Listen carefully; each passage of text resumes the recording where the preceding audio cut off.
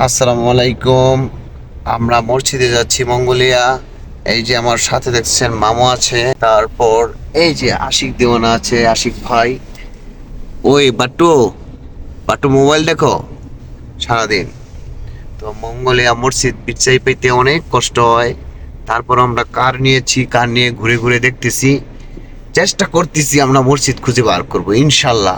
আপনারা আমাদের জন্য দোয়া করবেন। আর যদি আমরা খুঁজে পাই তাহলে অবশ্যই আপনাদেরকে দেখাবো মঙ্গোলিয়া কোন জায়গায় মসজিদ পড়ছে। অবশেষে আমরা মসজিদ পেলাম, মসজিদের কাজ হচ্ছে, কিন্তু এখনো আমরা শিওর না যে মসজিদে নামাজ পড়া যাবে কিনা। এই নিচে আছে, নিচে নিচে নিচে আছে, নিচের তলায় দেখলাম দু একজন লোক বার হইতেছে, হয়তো বা এখানে নামাজ পড়ার ব্যবস্থা আছে। আমি শিওর না আছে কিনা। তারপরে মসজিদের কাজ হচ্ছে বিশাল আকারে, আপনারা দেখতেই পাচ্ছেন।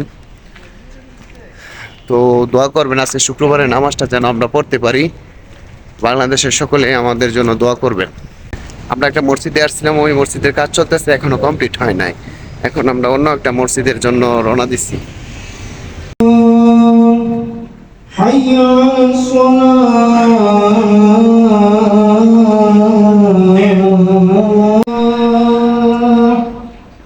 حي على الفلاح এই হচ্ছে মসজিদ, এটা হলো উপরতলা ছাদে, ঠিক আছে।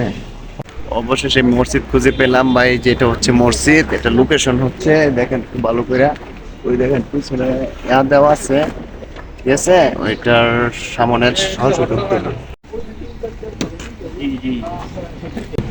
এই কোণার মধ্যে আইসা তারপরে আপনার মনে করেন এই যে গলির দিয়ে ঢুকতে হইব, ঠিক আছে। এই যে লেখাটা ফলো করেন, এখান দিয়ে ঢুকতে হইব, যেখানে গাড়ি রাখার জায়গা আছে যে এখান দিয়ে ঢুকতে হইব, তাহলে আপনারা মসজিদটা খুঁজে পাবেন, ঠিক আছে। সবাই ভালো থাকবেন, ধন্যবাদ।